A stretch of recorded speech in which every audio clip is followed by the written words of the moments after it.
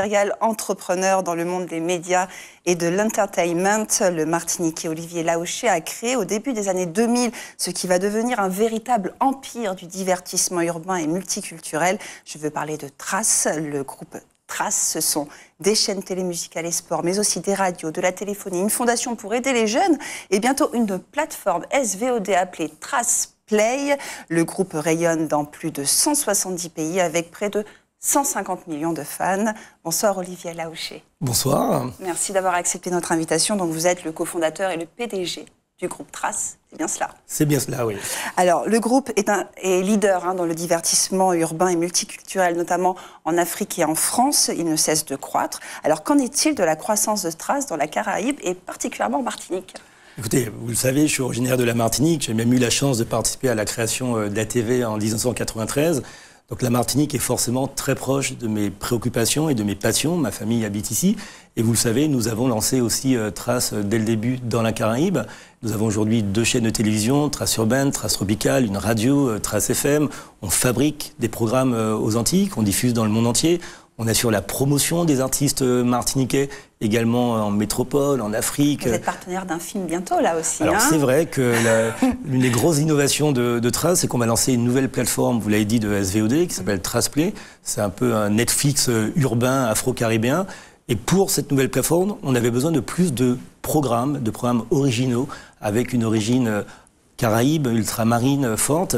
Et parmi nos investissements en programme, nous avons décidé de participer à la production d'un film qui s'appelle Le Gang des Antillais, qui va sortir donc d'abord aux Antilles à la fin du mois d'octobre, ensuite en métropole au mois de novembre.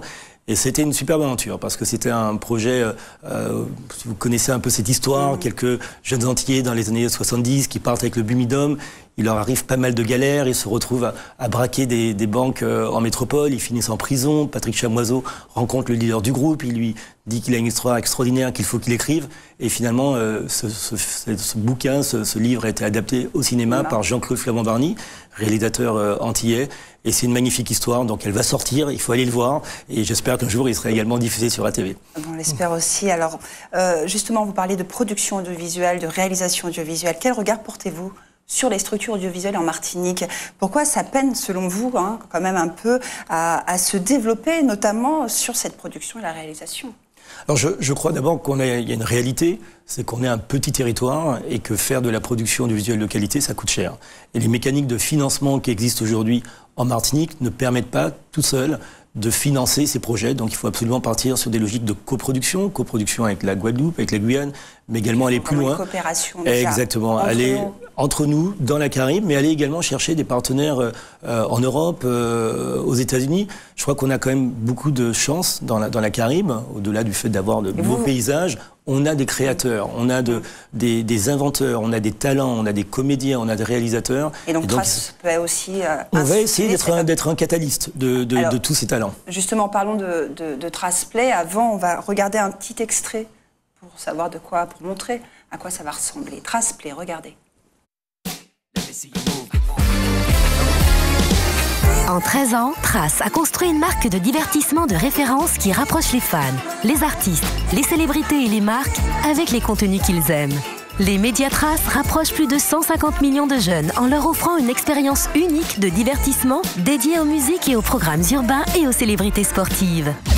Les chaînes Trace sont diffusées dans 100 millions de foyers de 160 pays. Cette année, Trace lance Trace Play dans plus de 60 pays. Trace Play est un Netflix de nouvelle génération qui propose les meilleures séries, films, documentaires et programmes musicaux et de divertissements urbains, africains et caribéens.